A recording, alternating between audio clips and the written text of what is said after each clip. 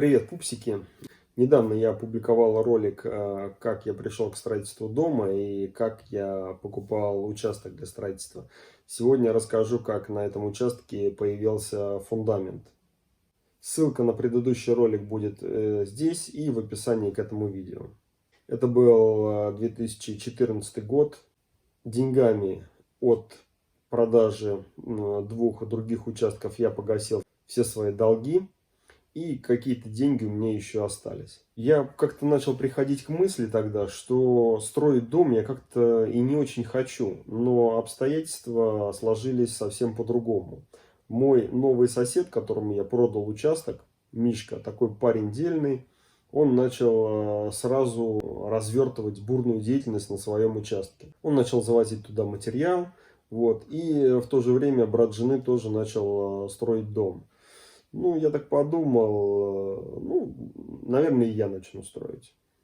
Проект мы нашли в интернете, но проект нужно было менять под наши потребности и наши желания. В 2014 году в строительстве, в капитальном строительстве, в малоэтажном строительстве, в частном строительстве я вообще ничего не понимал. Я понимал, наверное, в стройке не больше, чем сейчас понимаю в квантовой физике. Возможно, конечно, что в квантовой физике я сейчас понимаю больше, чем тогда понимал в стройке. Тогда жена настояла на изменении проекта, который нам как бы приглянулся. Но сейчас я понимаю, что тот проект надо было просто выбросить и сделать на его основе другой проект. Надо было выбрасывать нахрен все эти эркеры, такие замысловатые углы, какие-то замысловатые ленты фундамента. Все это надо было выбрасывать.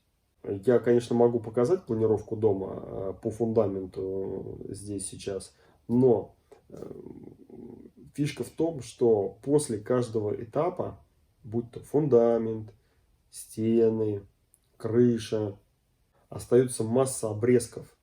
Потому что идеальные пропорции в строительстве это 3:6, 6:9, 9:12, то есть кратное 3. А у нас какие-то были 8,63 или 4,52. Ну и из той же серии все. Проект нам менял фрилансер, как сейчас помню, за 10 тысяч рублей.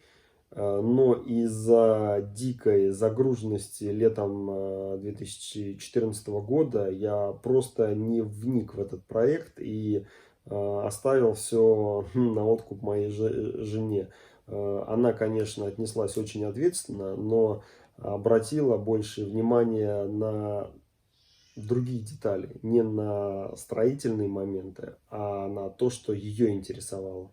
Вникнуть, конечно, в свой проект обязательно стоит. Ты понимаешь, что ты не вывозишь не только все строительство, но даже фундамент не вписывается в твои финансовые ожидания. По проекту, например, фундамента у меня должна была быть теплая плита. Но я наслушался советчиков и сделал ленту. Вот.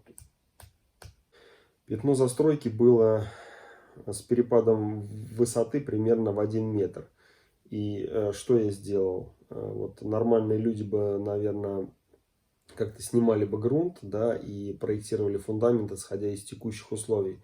Я же начал грунт насыпать. Это было одной из следующих таких фатальных ошибок.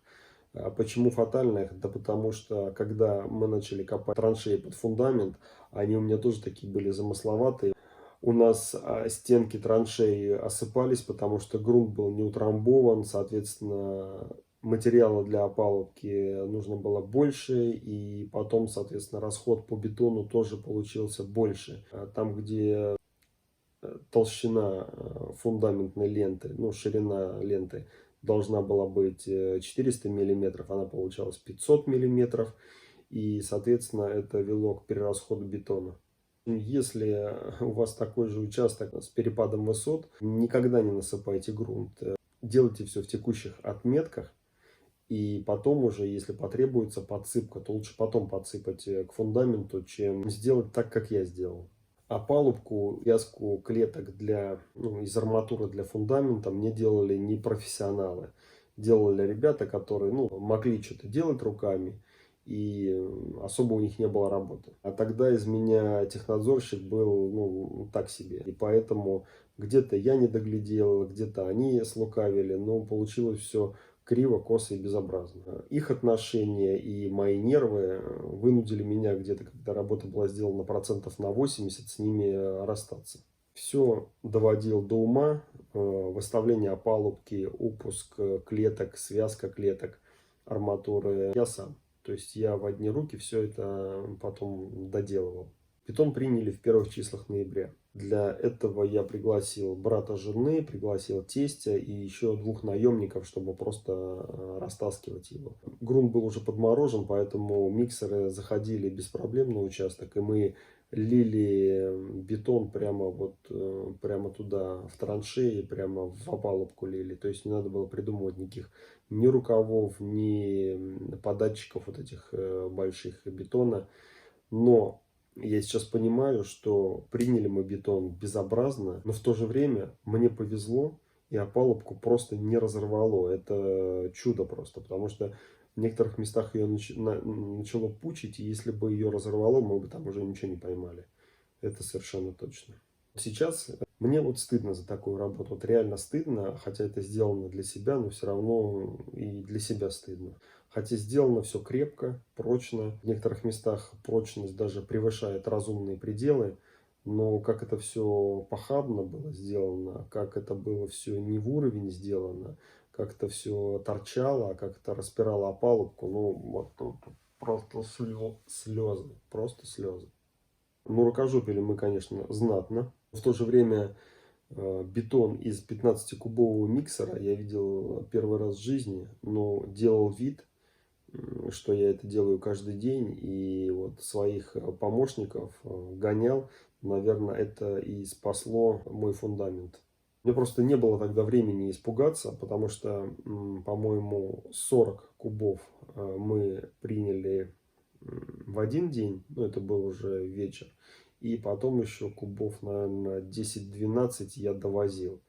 Это уже было не так страшно, ну хотя все равно было страшно. Страшно, да, это было страшно. Если это был ноябрь месяц, уже начало подмораживать, надо было осуществить уход за бетоном.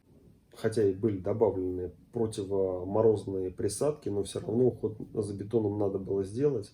И мороз не так сильно бы влиял на фундамент. В итоге у меня получилось, что верхний слой фундамента оказался практически разрушен. Слой там 2 сантиметра, его просто пришлось сбивать и выбрасывать. Ну, других вариантов просто не было. Хотя это, конечно, было больно, а мне, как такому начинающему горе-строителю, было вдвойне грустнее. Вот, но фундамент залил, то есть мы фундамент залили, оставили его в зиму, и можно было дальше фантазировать о следующих этапах. Ну а о следующих этапах я расскажу в следующей серии наших увлекательных телепередач. Лайки, подписки обязательно и ссылку тем людям, которые готовятся стать такими же рукожопами, как я, чтобы они этих ошибок не допустили. Пока.